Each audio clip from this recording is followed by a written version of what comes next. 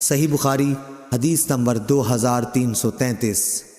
ابا نے بیان کیا ان سے نافع نے اور ان سے عبداللہ بن عمر رضی اللہ عنہ نے کہ نبی کریم صلی اللہ علیہ وسلم نے فرمایا، 3 آدمی کہیں چلے جا رہے تھے کہ بارش نے ان کو آ لیا۔ تینوں نے ایک پہاڑ کی غار میں پناہ لے لی۔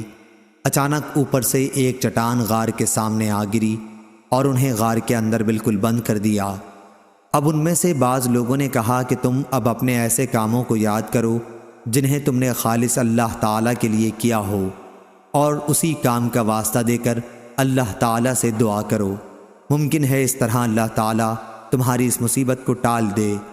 چنانچہ ایک شخص نے دعا شروع کی، اے اللہ، میرے والدین بہت بوڑھے تھے اور میرے چھوٹے چھوٹے بچے بھی تھے، میں ان کے لیے جانور چرایا کرتا تھا، پھر جب واپس ہوتا تو دودھ دوہتا، سب سے پہلے اپنی اولاد سے بھی پہلے میں والدین ہی کو دودھ پلاتا تھا۔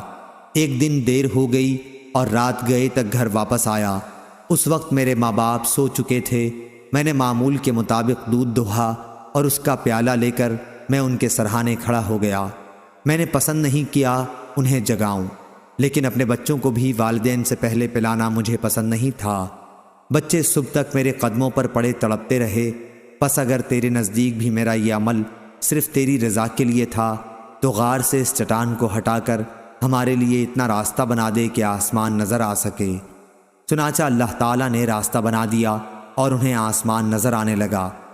دوسرے نے کہا، اے اللہ، میری ایک چچا زاد بہن تھی، مرد عورتوں سے جس طرح کی انتہائی محبت کر سکتے ہیں مجھے اس سے اتنی ہی محبت تھی۔ میں نے اسے اپنے پاس بلانا چاہا لیکن وہ 100 دینار دینے کی صورت میں راضی ہوئی۔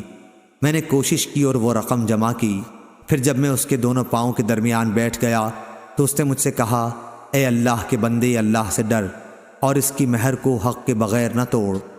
میں یہ سنتے ہی دور ہو گیا، اگر میرا یہ عمل تیرے علم میں بھی تیری رضا ہی کے لیے تھا تو اس غار سے پتھر کو ہٹا دے۔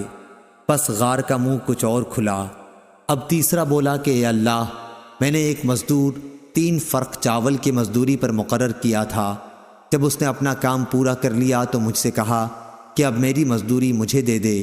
میں نے پیش کر دی لیکن اس وقت وہ انکار کر بیٹھا۔ پھر میں برابر اس کی اجرت پر کاشت کرتا رہا۔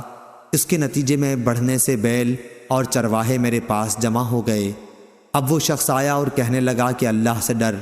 میں نے کہا کہ بیل اور اس کے چرواہے کے پاس جا اور اسے لے لے۔ اس نے کہا، اللہ سے ڈر اور مجھ سے مذاق نہ کر۔